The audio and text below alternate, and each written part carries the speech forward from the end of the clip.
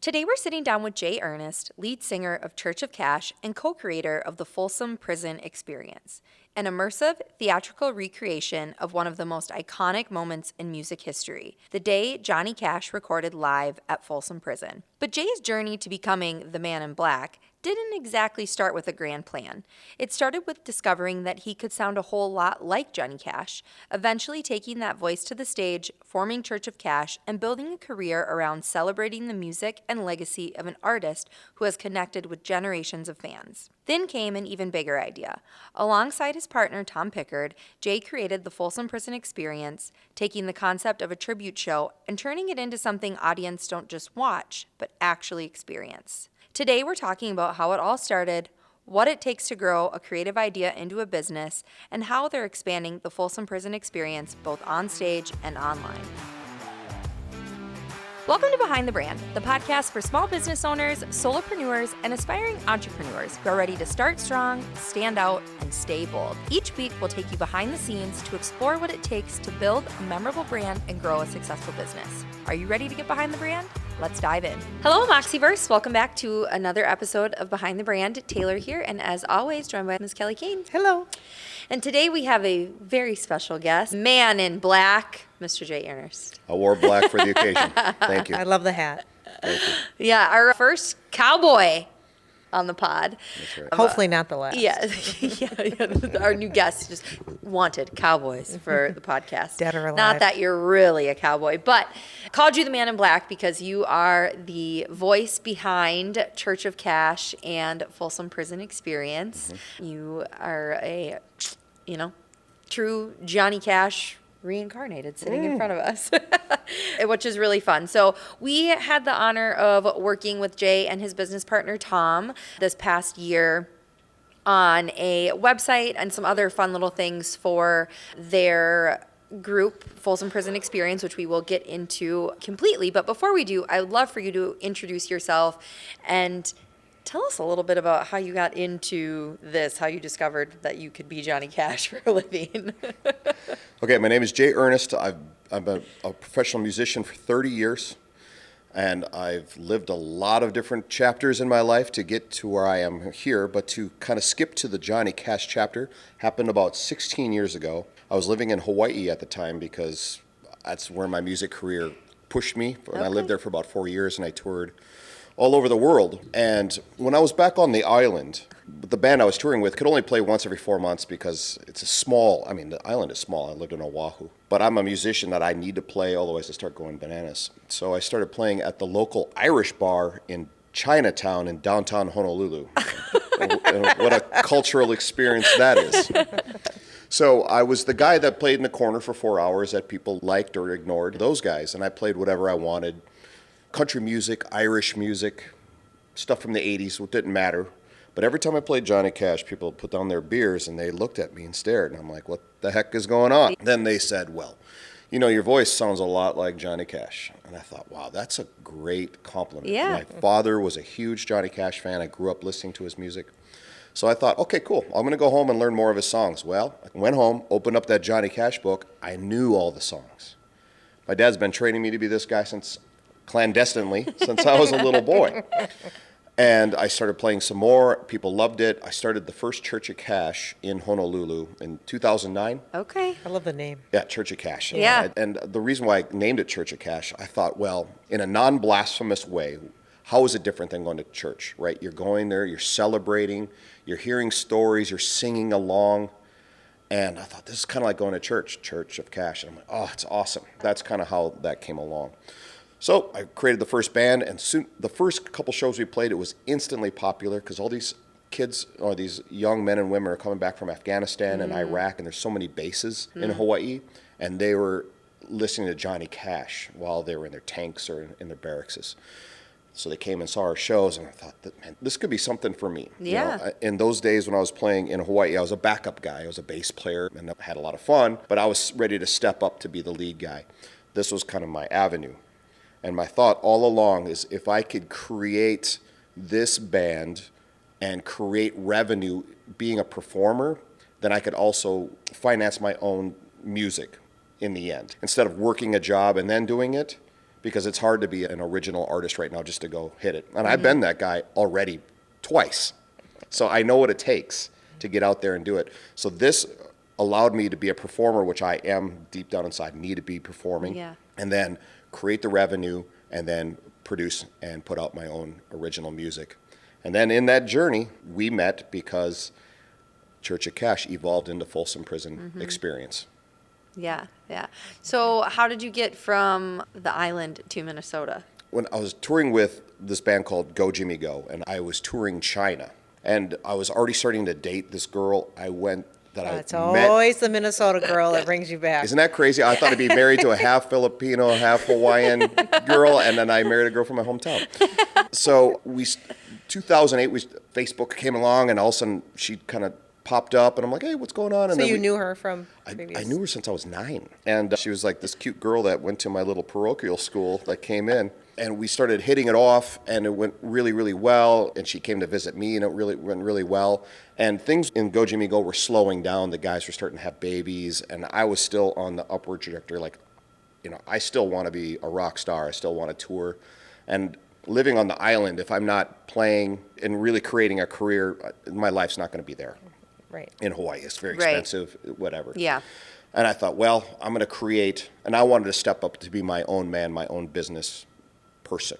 So there I go. I'm in China.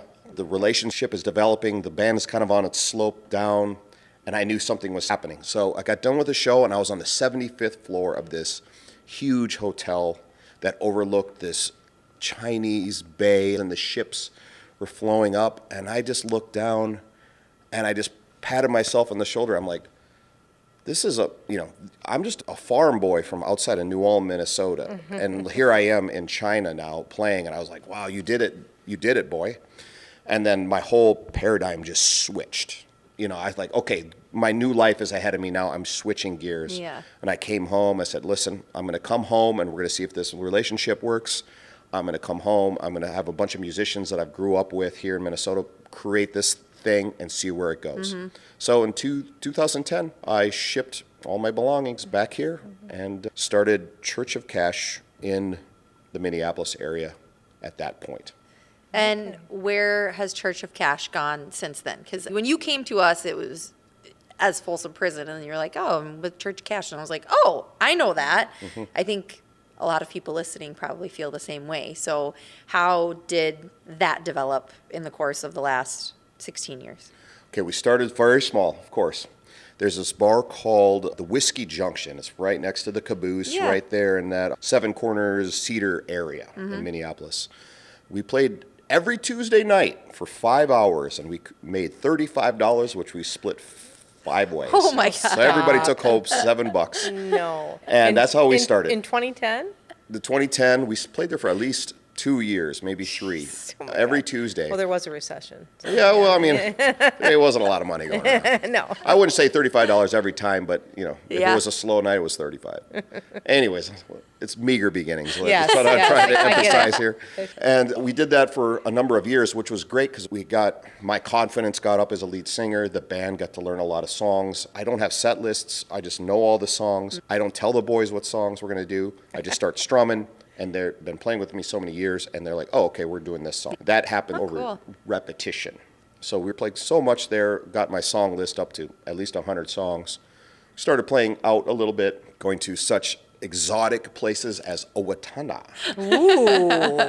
And beyond, but regional, I wouldn't say regional, but state. Yeah. Yeah. Small towns, medium-sized towns, doing what we do, spreading the word, playing legions and Eagles clubs and Casinos. casinos and That's moose big. lodges and all the animal places. Finding your demographic. Yeah, exactly. And we started making a real name for ourselves. And I was still working at a hotel as a bellman, but the Church of Cash money was coming up. And then eventually the hotel said, hey, we're not doing bellman anymore. And I was like, oh my gosh, this is my choice. Do I get another job or to go super full throttle? And I decided to go super full throttle. Booked, about 180 shows, 200 shows a year. Wow. And really, really worked. And that kept building. All of a sudden, we're playing more regionally. And then I got a booking agent. Now I'm touring nationally. We got a booking agent in Europe in 2015. 15, and I've been touring Europe for 11 years now. Wow. This November will be my 10th tour in Europe. So I've been touring there so long, and usually in Belgium and the Netherlands. Okay. And I've toured there so long, I've learned the language. Yeah. Not that I really need it. They speak English so well there, but I Wow. can read it now when I'm in town. I know what signs mean. Beautiful following over there. I sell out all my shows in Europe. And I come home, and then I'm starting to do national tours. I've done many of them. I don't know how many, probably a dozen. Out to the West Coast, mostly out to the East Coast, Texas, Florida. And now this is what I do for a living, and I've been doing this for a living probably since 2015, so 11 years, Yeah. full-on music. But I've decided that all my money I'm going to make is going to be artistic, from artistic endeavors. Not an easy feat, It's not an easy feat. but and you've done it. I've done it. You know, you can do it. You just, sometimes you got to pivot and you got to work around and make it work. And I feel very, very blessed. I work really hard at it, but it's been a wonderful life. I can't imagine doing anything else. That's crazy. I think, you know, when you see tribute bands or cover bands, you just think, oh, they're just like local, It's a hobby. right? And it's like, well, no, like you can, if you market it right, you brand yourself. I mean, you can make it big. You can And do it. you can go to Europe and do it. Absolutely. That's crazy. So obviously Church of Cash has been very, very successful. Mm-hmm. And in recent years, you've also picked up another endeavor, Folsom Prison Experience. And so let's shift and talk about that now. That is what we got to know you as, and what Moxie was able to help you kind of go into like a next generation era 2.0 of Folsom Prison Experience from a visual standpoint. So Absolutely. talk about how that started. Okay, so let's go back to 2020. So 2020 hit, and I guess a little bit before this, my partner, Tom Pickard, he owns a venue in St. Cloud here and also in St. Michael. And when I'd play his venue, he'd come up and talk to me and say, Jay, we got to do this thing. We call it Folsom Prison Experience, where we recreate what it was like being at You Folsom. really sounded just like him right there. You know, like he gets really animated. He's a voice guy. Yeah. And I thought, that sounds great, but I'm too busy touring. He's too busy running his venues. Well, COVID comes around, and we called each other. Hey, instead of looking at this as a big loss, let's look at this as a big opportunity.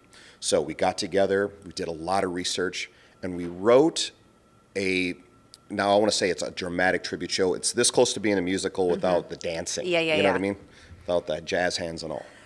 Yet, so far. We don't have that. Yeah, not yet. So we got a lot of research together, and we found out what happened that day. We read books by the guards, by the band members, what happened with Johnny Cash. There's no video cameras there. There's only a photographer and people's account and a recording. So we did a lot of research, and we wrote this dramatic tribute show of what it was like to be watching Johnny Cash play at Folsom Prison in 1968 from the perspective of an inmate. So the audience members are now inmates. So you come in and now you're at Folsom Prison, and we recreated that day. Not as a narrator, but I come in as Johnny Cash. We kind of It's immersive. It's immersive. It's Yeah. acting, a little bit of acting, a lot of tribute. So we're trying to take the tribute show to the next logical conclusion. There's a lot of tribute shows. Some would say it's flooded, but like, how do you pop above that fray? We're trying to recreate it and try to be the first doing this. So it took maybe 3 or 4 months to do it. And then when COVID started letting up a little bit, we started bringing the cast together. We shot a video right away to get the interest going and rehearsed it and shopped it. What I mean shop is bringing small audiences into St. Michael, which is about 200 persons, to start fleshing out what works, what doesn't work. I don't know how many performances we did, maybe a dozen there for all the people. And we knew right away that this is going to be something special. And we started working with our booking agent. We started booking. And as we started getting more popular, we knew we had to move to a more branding direction, which gets us closer to why we're all here today. So thanks to Timothy Schmidt, and he's the one that hooked us all up. He did some branding for us, and he says, well, you should really be working on getting something better, artistically and copy-wise. Yeah. So he made the call and introduced us, and which we sat down right over there and started our first conversation. Yeah, absolutely. Probably about a year-ish ago, right? Feels longer than that, but I don't know. I think it's remember. maybe a little longer. Oh, maybe. Yeah, we started about that time. Yeah, absolutely. And the biggest thing that I remember, and even when I was writing this out and my intro was like the show before the show, that was what the goal was. We wanted to create a experience for people who were interested in it. When they landed on your site, they felt like, oh, I know exactly what this is going to feel like, and I want to experience that. Yeah, get them in excited person. before they showed up and to prepare them a Yeah, little bit, right? yeah. Absolutely. Yeah, because it's not just like when Watching people a go show. watch you in Church of Cash at Milk and Honey. I mean, you're in a theater, you're putting on a show for everybody, and it is immersive. You don't touch people, but and we make that very clear all over the website.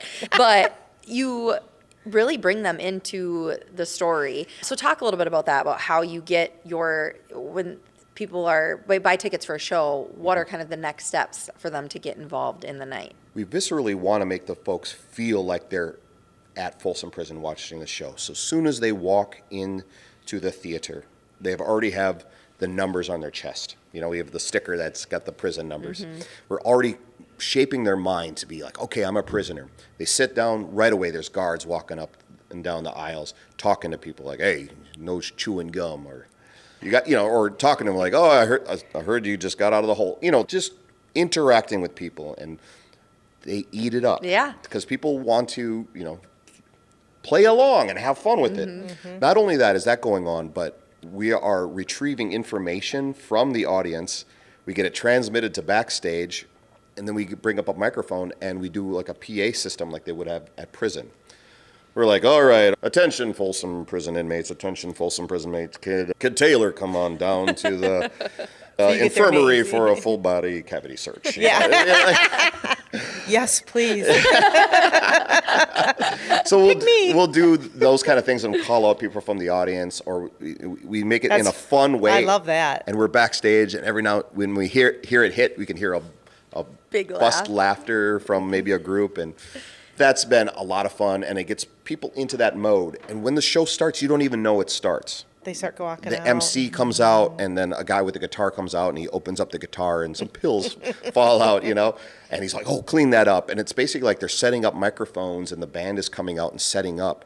So the show's happening without them knowing And it's that guy's happening. doing the recording and Exactly. that guy said Yeah. that. I So remember him. it's not a big, the curtains open up and the fanfare happens. It's people looking at each other. It's a they're little looking messy, they're but like, it's yeah, messy, and but they're like, like, that's is this what it show was. happening right Yeah. now or not? But it gets your attention. Gets Yeah, their I love attention, that. and it really puts them in the mode of that. 'Cause Yeah. if it was at a prison, they wouldn't have had curtains. They would have Right. just some guys setting it up at the last moment and run and gun and go. Mm-hmm. So that's how we want the audience to think, to be in the right mindset for. Yeah. You and Tom, I mean, you've done a ton of research. I know this through our conversations, but how, factual is what you guys do compared to the day? I would say it's 75% factual, and the other 25% probably happened maybe not in the same time period, or maybe happened over at San Quentin, that kind of thing. But it's still very germane to what happens in prison Yeah. or at Folsom.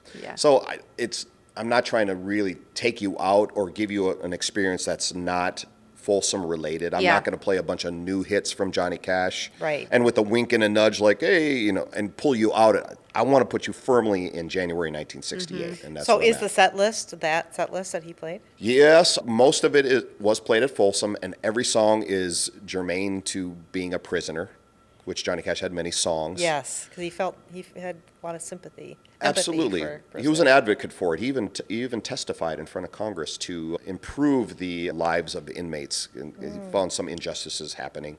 Yeah. And he played many prisons, and then he worked with a couple senators from Georgia. And You know really why pushed some that? things. I'm trying to remember because I watch, Walk the Line. Haven't we all? One of the best movies. Yeah. Why he went there? His career was kind of on a downslide, right? And he wanted to, or why did he want to go there? Do you know the impetus? Well, he was already doing prisons, so Okay. it wasn't his first time doing prisons. So he kind of already had that part of it down. But his career was sliding a little bit. He did have a friend, a pastor that knew the Folsom Prison chaplain. So they kind of hooked it up that way. And when they pitched it to the record label's not into it at all. They said, yeah, this I is remember. not going to work. typical. Because you wanted to do a live recording, yeah. A live recording at a prison. It's never been done. They didn't know what's going to happen. They didn't think that it would resonate with people. They're like, oh, people don't care about prisoners. They're not going to care about this record. We're not going to sell anything. Johnny Cash still had a lot of pull, though, and he pushed it through. And it's a good thing he did, because that was probably his pinnacle record of all time. Won, country music awards, rock and roll awards, and it's still lauded as one of the best live recordings of all time. Okay. What a legacy. And so cool that you get to continue to bring it to life. What is your favorite part about Folsom? I would say my favorite part is when I get to step on stage. Not to let it a little bit out of the hat here, but we have the cold open where things are like, oh, is this something really happening? We're doing sound check and all that kind of thing. But it's still fun and people are playing along. But the Statler brothers are with us. Carl Perkins is with us. So there is kind of an opening set. So the bands do 3 or 4 songs before Johnny Cash comes on. The audience is already primed. They want to see Johnny Cash. And then they introduce me. I come out on the stage and I go up to the mic and go, hello, I'm Johnny Cash. And people go bananas, because that is... I got goosebumps. Because that's the beginning of the record. Yeah. That's how the show, it starts right there. Yeah. People aren't cheering as if they're there themselves. They have that extra, no, I'm an inmate. Yeah. And if I was an inmate in 1968 and I haven't seen live music for 5 years, and I've been eating the same slop, and I've been on the chain gang and seeing the same people, and you're bored out of your mind being an inmate, now you get to see Johnny Cash. Now you get to see that topped onto a person that has a regular job, but now they feel like, no. Not only am I seeing this and I'm excited, I'm also playing a part. And just the energy that hits at that very moment is electric. Yeah, that's awesome. So you had mentioned, when we started talking about Folsom, that this is something new, right? You and Tom are bringing a new concept of how to create kind of an immersive tribute experience. So what has that been like from a marketing standpoint? How are you growing the show itself? Now, when you have something kind of new, it's a little tricky, because you have to indoctrinate venues, audiences, to say, hey, we're not just a Johnny Cash band rolling in. And there are many Johnny Cash bands, and Church of Cash is one of them. But the show is special. It's different. It's more immersive. It gives the audience a little bit more than just watching a band do his songs. How do you succinctly say that in a sentence or two? And that's to what really we give it kind of across. helped with, right? Yeah. Even though you were doing it before we kind of stepped in, right? I was, and I had a couple of my own that I just kind of pushed through for a long time, and they were okay. Yeah. But I liked what you guys did better. You're the experts at this, but now we're pushing that to try to sell the show in 2 sentences to audiences that have no idea what the show's about. And that's the real trick. Should we talk about what we did a little bit? Go ahead. Yeah. You did it. I didn't You get to did work it. on Yeah, it. you didn't. You didn't work on it. No, I wanna so remember. The biggest thing was the website, right? Yeah. Really. To introduce. Yeah. The feeling of that. Yeah, needed to do that show before the show. One, I think, to help concert goers, but also to help you sell it to other Venues. to venues and get kind of that broader reach. And to look like, to Yeah. the integrity of the website, to look like the integrity of the show. Right. Right? Yeah. To match the Yeah, absolutely. And then we got to follow it up with that really awesome program that everybody gets. And the goal, I think, for me, especially with that, and Michael, this has a lot of Michael all over it. He got to do some really awesome illustration work. When you came in the first meeting, you were like, well, I want it to look like a movie poster. And I just looked at Michael. I was like, and that's you. That's your project. Yep. And he, knocked it out of the park, I think. But then we got to make this beautiful program that people get to take, and it's like a little souvenir from the show, and I think that's special too. Hopefully you're not finding them all over the floor at the end of the night. I tell you, the experience was a wonderful experience. When we first came into Moxie, we sat down at the big table, and I thought I had a wonderful experience that I'm going to take away from it.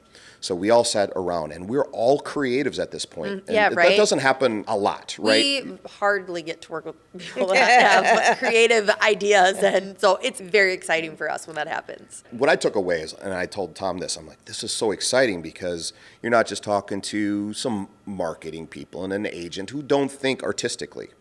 Everybody at the table is an artist. And we started talking about ideas, and everybody was playing off each other, like, oh, we could do this, and then we're playing off those ideas, and it just starts spinning. And it was a little bit chilling because when all that creative energy starts bouncing around with creatives that know not to stop it, to let it keep snowballing, because there could be something amazing at the end of that thread. And we kept going there, and I thought our ideas got across. I thought you guys listened really well and took what we already had and polished it, made it better, and then put Michael's artwork on top of it, and it created a beautiful website. People freak out when I show them the website. They're like, wow, that's really good. And I want, because I know our show is amazing, and our last website was geosites, just old school. Yeah. Not to knock Tom. Tom did a great job putting it together. Absolutely. Well, that's when you're starting an endeavor. That's what what it you do, takes, yeah. right? You throw your own website Yeah. up, and that's how it works. And any business person has done it. Right. But then it comes to a point where your product outgrows your website. Yeah, it's holding you back. Exactly. I don't want somebody to look at my website and they're like, oh man, these guys don't, they're not, it doesn't look that great. Right. Right. I want them to look at the website like, man, this show better be good. Yeah. Because the website kills. Yeah. And my ticket's totally worth it. Yeah. Ticket Yeah. price. Mm-hmm. Right. And when you look at the website, the first thing you showed me, and it was an art, and it just had like a stark vision of Folsom Prison, low in the horizon, and just clouds in the background, Yeah. cloudy. Yeah. And it said, hear that train a-coming. And Ooh, I got goosebumps instantly, again. instantly, the soundtrack, without having the sound playing, it's already playing in your head. And I'm like, how cool is that? So that's the first thing, and you start scrolling up, and then the prison walls coming up, and then the ominous picture of the warden pops up, and you're like, what is all this? And you start painting the picture. You start to get the Shawshank Redemption meets Johnny Cash feel kind of already established in the website. And yeah, we couldn't be more pleased. Oh, good. Great. Good. I was going to bring up this one you were talking about, how well we listen. We also love it when clients talk to us about their ideas and are honest, just sharing everything so that we can, that's what we want, right? We want to grab and because we want to please you, but we want something that's awesome too. Yeah. And so on the flip side, you guys were so great at, instead of like, I don't know, whatever you think, You got to be back and forth. articulate as Yeah. an owner. Yeah. You got to know what you want. I mean, and Otherwise, you have that's no where direction. that synergy comes from, Yeah. I feel like. Yeah, So absolutely. yay to both of us, Yeah. all of us. So, what is next for Folsom Prison? Okay, we're touring probably about 25-ish days a year. We just got back from Augusta, Georgia, Knoxville, Bristol, Tennessee, Myrtle Beach, South Carolina. And we're going to Boston, Philadelphia, New York, Akron, and Shipshewana, Where is Indiana. that? Also, you do these like little mini tours, huh? And then Yeah. in a row. Because you take these other performers with you. Absolutely. Yeah. So Yeah. all in It's all, not this just is a you. big crew. This is 17 people. So logistically, putting 17 people on the road is quite a feat. Yeah. You're almost Taylor Swift at this point. Well, yeah, without the budget. Yeah. Or the pay. Okay, right? Yeah. Yeah, So exactly. when we take this thing on the road, we have taken it out for 13 days before. It gets to be a lot because there's really nowhere to go on a Monday, Tuesday that's worth it. And you're still paying folks, and not to get too logistically into the thing, but But it makes more sense. To do it this makes way. more sense now that we do 4 days. We'll take the people out, maybe play a Midwestern day, and then get out to the East Coast, play 3-4 shows, get to the end like we did just a couple days ago in South Carolina, and travel up to Charlotte and ship the whole cast there, and then me and Tom and 2 other volunteers start driving across country to get back home. Crazy. So 2 days to get home, and then, rest up and, Yeah. and Do it start again. marketing for my next run, which is coming up in about 3 weeks Okay.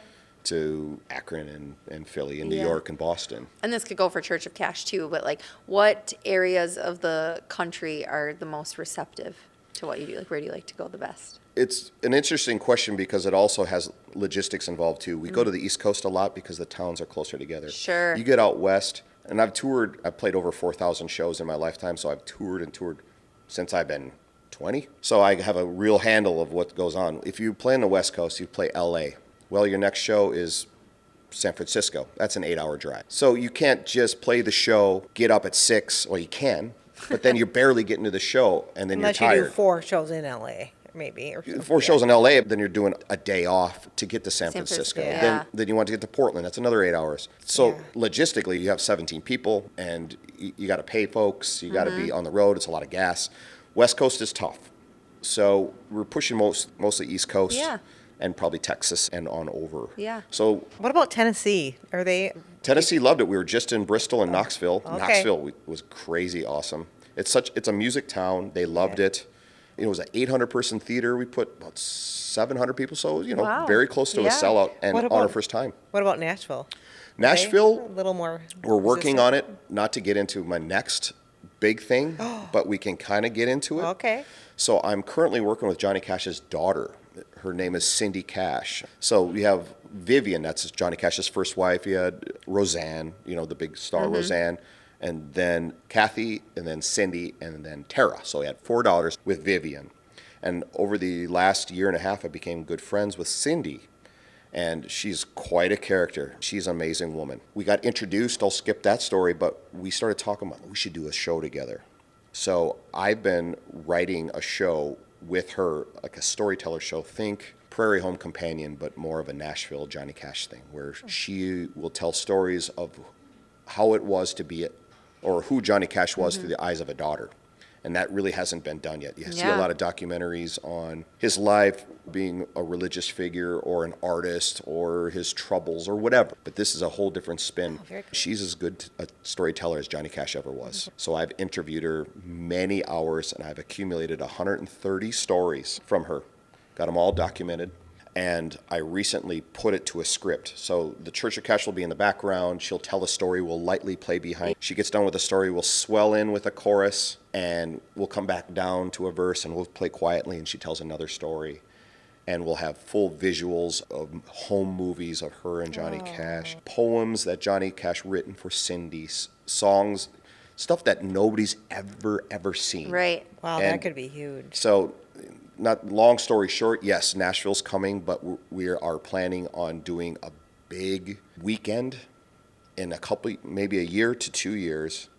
This is not to get too ahead of myself, but I'm trying to create a Johnny Cash day in Nashville, Okay. which will really be a week, Yeah. and rent the Ryman out for 3, 4, or 5 days. Have the Folsom Prison play, have the Cindy show, maybe do an all-star jam where you get Garth Brooks and all these other guys, and I'll back them up in the background at the Ryman stage. I think you need a traveling marketing Yeah, team. I was like, you need a marketing team to help. I think make- I Well- know someone. We'll make signage on demand. No.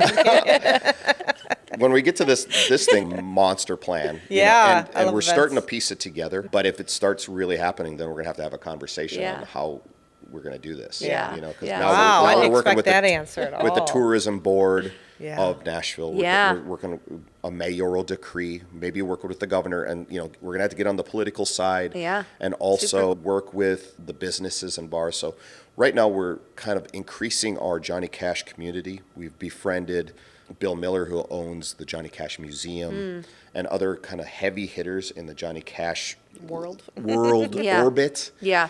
to try to put this together. So this is something big that I've never really done this before, but you have to really dream big, and Yeah. you have to be nervous about the dreams you dream. Be like, oh my gosh, can we really do this? So we are inching towards that. So long story short, yes, we're going to Nashville. But It's more of a plan now, Yeah. Yeah. but it's going to develop to something where it'll all come together, and then we will make a big splash in that town. Cool. Crazy. So From a little Irish bar in Chinatown of Hawaii to I this. know. I mean, my goodness. Who knew? Okay, I have a weird question, but the whole time we're talking about this, I'm thinking, is there any copyright issues or things with Johnny Cash's music or anything that you're doing that you have to get permission for? Or It's a good question. When it comes to the music, when you play a venue, ASCAP and BMI, they're kind of the music policing agencies, if you would call that. A portion of our tickets, it's usually 1.5% of your ticket goes to either one of those. So in the end, 3% of my show goes to ASCAP and BMI, and then they distribute it to the artists. So Okay. that's how that part works. so they're getting paid a little bit. Yeah. When it comes to being on stage and having his likenesses, it's a lot of gray area.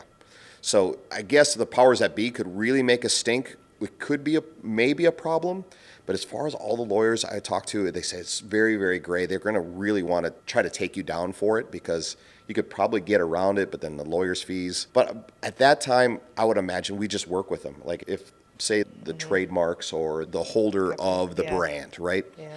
Says you can't do this anymore. Like, okay, well, let's cut you in, but we want to get your blessing at the same Right. time. So it'll be a good problem when it does become a problem. Right.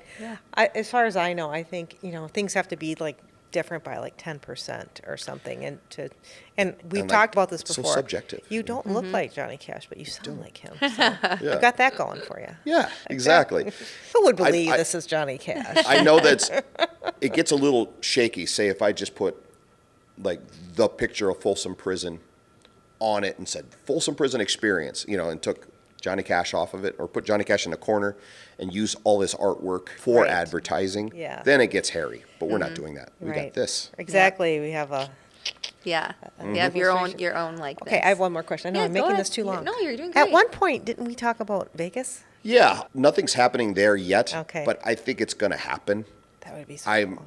I'm not pushing on it, but it's one of those things. I know that's going to be a trajectory point, especially if this Nashville thing starts hitting. It'll be heard over there, and in which case we'll just have to figure that out. Yeah. And it'd be cool if I did a month residency there, just hung out in the Strip. So is it hard to get booked there? Is that why? Or I don't know. oh, I've Get Tom on that. I've never done that level of try to get into that scene.